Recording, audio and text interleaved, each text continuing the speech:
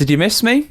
I hope you did. I was only away for a few days in truth, but on Monday I felt like death. I had a horrific cold, I will be honest with you. It was not fun at all. And then yesterday I was away on business. Maybe I'll do a little post about that at some point. Maybe I'll do a little explainer about what I was up to on Tuesday at some point, because it does affect Football Chronicle and the other video channels. But let's focus on what I missed. Let's try and catch up. Let's talk about the Premier League results for match day 9 of 38 this season, because it was eventful. A lot of really, really crucial results, some huge games, and some games that have really shaken up the table even more in the Premier League. So let's dive in, guys. We're pretty much at the quarter point of the season. But what were the 5 main things that we learned? The 5 highlight results of match day 9. Well, we're going to start with Leeds United against West Ham United. Very much a relegation 6-pointer that I highlighted in my preview. And unsurprisingly, it was a tight game overall. Leeds did come out on top in this one with a 2-1 victory, and it's a huge win for them.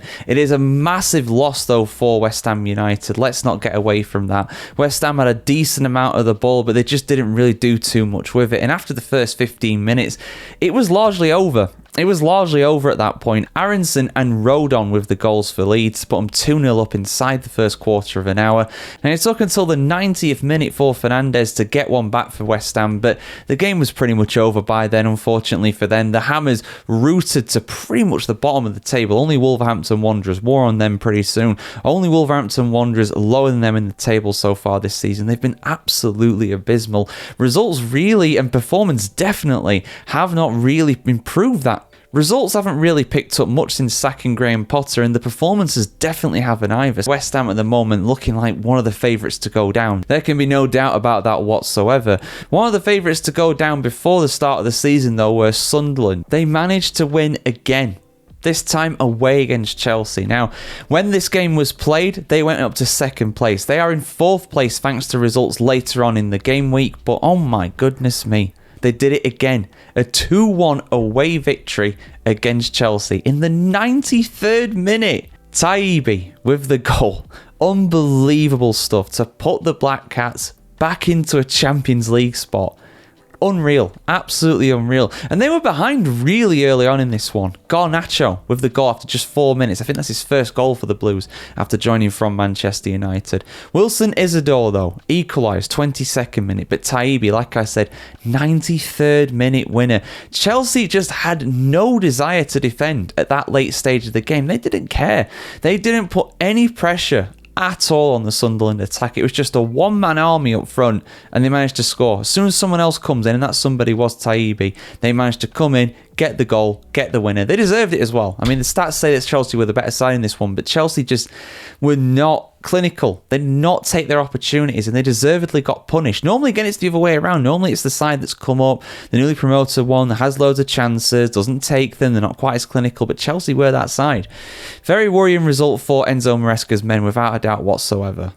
Down to 9th place in the Premier League, Chelsea. I mean, you know, it's not been the best run for them on the whole, but I'm surprised to see them that far down. Sunderland and Chelsea went into this game on equal points, so yeah, it is very tight in the basically upper parts of the Premier League, except for the leaders Arsenal. They managed to win again. Quick mention to them.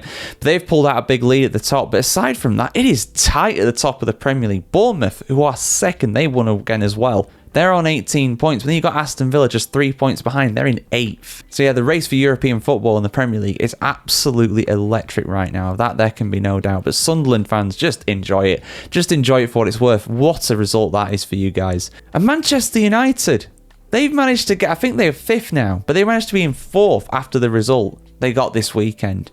4-2 victory over Brighton. I mean, are Man United good now? I might do a separate video going in depth on that, but are they actually good now? Well, they've been on a good run, and they're ahead of Liverpool. Again, because of results elsewhere, we will mention them in just a little bit, Liverpool getting a really bad result this weekend, but Man United up in 6th. They're equal on points with Man City. Are Man United good? Well, going off of this game, they're not bad. They are definitely not bad. I mean, they have struggled so much against Brighton in recent years. I think Brighton have had a few wins at Old Trafford as well on top of that. But yeah, they absolutely deserve this victory. They were good. You know, Brighton had a lot of the ball. But Man United produced a lot of opportunities. Cunha finally getting his first goal for the club. Casemiro getting a goal as well. And Bumo, he's really firing on all cylinders right now. He's had a few goals in a few games. He got a brace as well, including one in the 97th minute to sign, seal and deliver it. Danny Welbeck threatened to haunt his old club. 74 minutes, he got a goal back. And Costellas as well in the 92nd minute for Brighton. But Brighton weren't really in this game for large parts of it. It was just Man United being very clinical with the chances they had. And Ruben Amorim's men, it took a while to get going. But now, after this first year of being in charge, they're doing all right. They just need to keep this going. Easier said than done, but there's no reason why they can't get back into European football if they keep playing like that. What competition that will be, we'll have to wait and see. But they're right on the verge of a Champions League spot at the time of recording. But yeah, I gave a mention to Liverpool there. They lost again. 4 losses in a row. Is their title defence over? Is it gone? Well, a few people are questioning that. I don't want to write them off just yet, but they need to start winning. And they need to start winning regularly. They have to do, because it was another really bad defeat against Brentford. A 3-2 loss away from home. Again, the away side had a lot of the ball here, but Brentford just had way more opportunities. Otara, Sharda, Thiago with the goals. Thiago from the penalty spot. Kirkez getting a goal back just before half-time in the 5th minute added on at the end of the first half. Salah, some people have been saying, Liverpool a better team with Salah out of the squad, out of the starting 11, as it were. Well, he started this game and he scored. So maybe he's not so bad after all. I know, shocking. Breaking news. Mohamed Salah is not a bad player.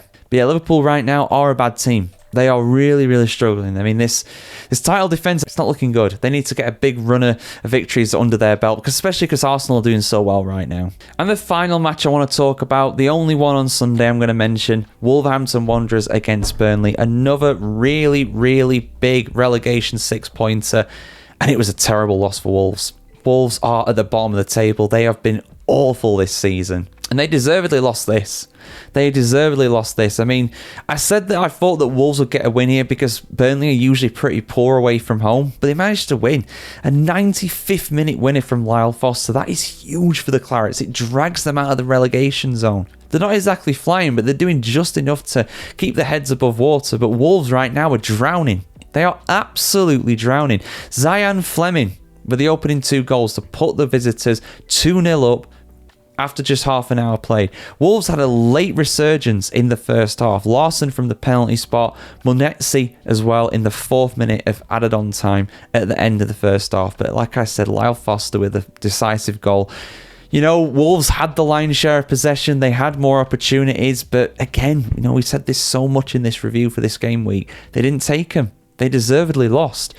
And Wolves are in deep, deep trouble right now. There was a bust-up after the game as well. The manager losing his head a bit like Gary O'Neill did, I think. I'm sure Gary O'Neill did that around this time last year. Vitor Pereira, his days still seem like they're numbered. They are winless Wolves in the Premier League. Just 2 draws to their name, and that is a huge loss at home against a relegation rival. I'd be very worried if I was a Wolves fan. Yeah, I wonder what odds you would have got on West Ham, Wolves and Nottingham Forest to be in the bottom 3 after 9 matches played. West Ham and Wolves, I think they were 2 of the favourites. I was surprised to see West Ham as one of the favourites to go down, but they have really struggled this season. But Nottingham Forest being down there like this, I do think they'll get it right under Sean Dyche, like I've said many times. But yeah, 2-0 loss away against Bournemouth, that's no disgrace. They've been excellent this season. They're up in 2nd in the Premier League. But yeah, that is the Matchday 9 review for you guys. Hope you enjoyed that. Like I said, apologies for this taking so long. I've been pretty unwell and pretty busy so far this week, but I'm back now, so you can expect some regular content here on the channel. Like, share, comment, subscribe as always, guys, if you want to see more like this. Have a fantastic day wherever you are in the world today, and we'll see you very soon.